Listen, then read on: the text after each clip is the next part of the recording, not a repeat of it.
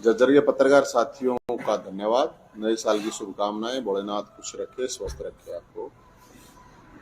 झज्जर के जितने भी बेरोजगार हैं, बुजुर्ग हैं या जो भी समस्या से पीड़ित हैं,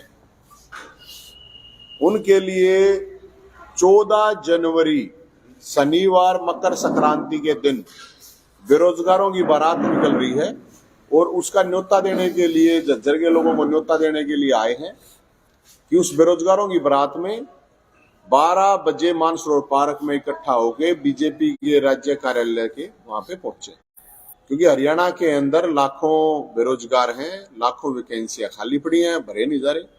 और करीब 8 साल पहले की बात है कि ओम प्रकाश धनखड़ जी जो बीजेपी के अध्यक्ष हैं, उन्होंने एक बयान दिया था कि बीजेपी की अगर सरकार बनवा दी तो शादियां भी करवाऊंगा कुंवारों की और नौकरी भी दिलवाऊंगा।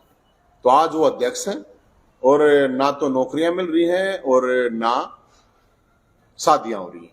तो उसको लेके ये बारात निकाली जाएगी और इसमें जो डिमांड है, इसमें ये हमने डिमांड रख रखी है, इसमें दहेज वगैरह नहीं है इस बारात में। ये सब मानतान तो, लेकिन मानतान में सीईटी क्वालिफाई माना जाए, एचटेट आजीवन करा जाए, ये चीजें हैं। कर्मचारियों के लिए हैं, हरियाणा पुलिस वाले हैं उनके लिए हैं। क्योंकि मैं जब जेल में गया तो हरियाणा पुलिस वाले लेके गए तो उन्होंने कहा भी पंजाब के समान वेतन हमारा, इन्होंने कहा था नहीं दिया। जेल में गया तो जेल कर्मचारियों ने कहा हमारे को भी इन्होंने वेतन बढ़ाने के लिए कहा था, नहीं किया।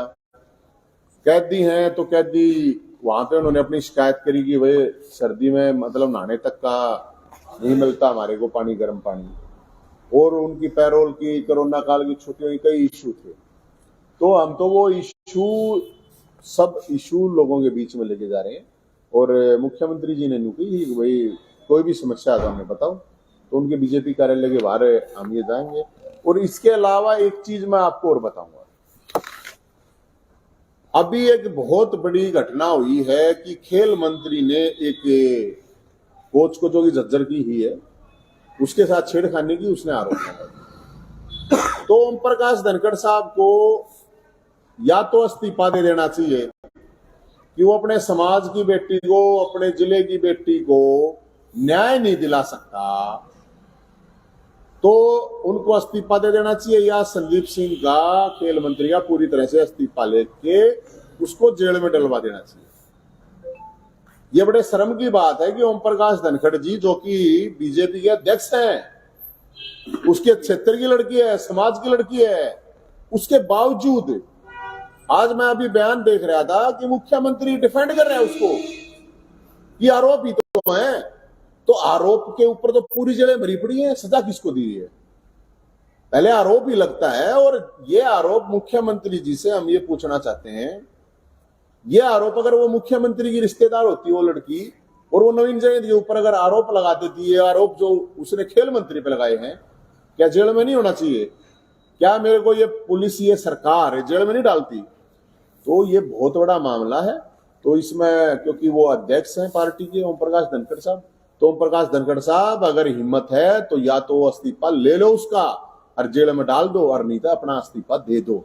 और मैं तो सारी खापों को ये रिक्वेस्ट कर रहा हूं कि हम साथ हैं आप लोगों के, ये इस लड़की को अकेला ना छोड़े। और सरकार जिस तरह से डिफेंड कर रही है वो बहुत ही दुर्भाग्यपूर्ण है। खेल मंत्री छोरी छेड़ खेल मंत्री, हम यही तो कह रहे हैं दोनों का नार्को टेस्ट करा दो।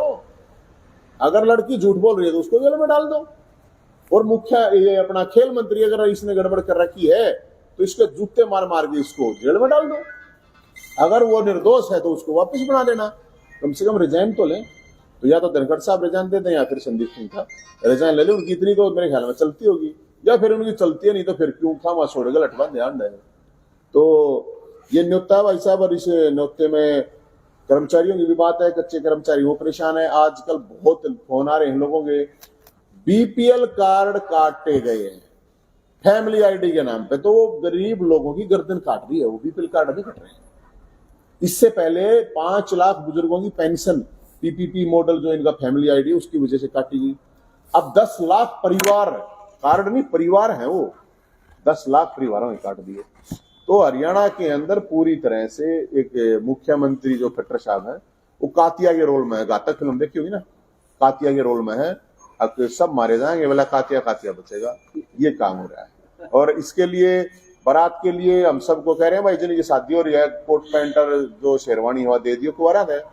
और ये नंबर है, इस पर 2300 लोगों ने अभी तक रजिस्ट्रेशन कर दिया है। 70 27 822 822 इस नंबर पर कॉल करके रजिस्ट्रेशन हो जाएगा, ताकि सामने वालों को बतानी तो पड़ेगी इतने बराती होंगे। इसलिए 14 जनवरी के लिए सबका खुला न्योता है, जलाड़ा न्योता देने के लिए आया। कोई सवाल है तो आप बता। बीपीएल कार्ड की बात आपने की थी, बीपीएल कार्ड तब भी कट रहा है।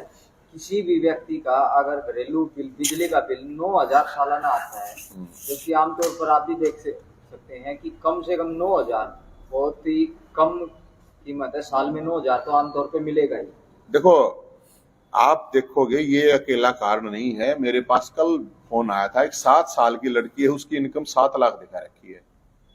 तो भाई उसकी कार्ड मत बनाओ, फिर 7 लाख रुपए दे दे सरकार उसको। कहां से दिखा रही हो इनकम? ये जो एजेंसी ये सारे काम कर रही है, ये बहुत बड़ा करोड़ों का घोटाला है। ये प्रॉपर्टी आईडी, फैमिली आईडी के नाम पर हरियाणा के लोगों को परेशान कर रखा है। और हमारी तो कोई पार्टी है नहीं, हमको पार्टी का तो मामला है नहीं, हमारा तो मामला सामाजिक मामला है। और इसको लेकर हर परेशान है ना सब। अब ये पटवारी बैठे हैं, अब मैं तो पटवारिया धन्य तुमने सारा बेरा मेरे भाई, ये सारे नेताओं की कित जमीन 1 नंबर की 2 नंबर की कित सारे काटो बता। उनकी तो तनख्वाह 25,000 है, उनसे कम पढ़े लिखे हैं, उनकी फालतू तनख्वाह दे रखी है। तो सब अपनी मांगों के लिए खड़े हैं लोग, और लेकिन सरकार के ऊपर कोई जू रहेंगे। जिस प्रकार कोई किसी पार्टी के नेता भी आएंगे क्या इस आपके कार्यक्रम में? या तो बारात है बेरोजगार ही कोई आओ, बाती है विपक्ष वाले। यार देखो ये विपक्ष वाला है, बाती बना रखे हैं, बाती आओ ना हो। निमंत्रण दिया उनको? निमंत्रण देने लग रहे, और देने गया था विधानसभा में भाई 90 के 90 मैं क्या करूं बता। 90 के 90 हैं, 90 के 90 विधायक हमने तो सबको कही है, मुख्यमंत्री तक कही है। वो बारात तो सरकार के जानी है ना। ठीक है, और कोई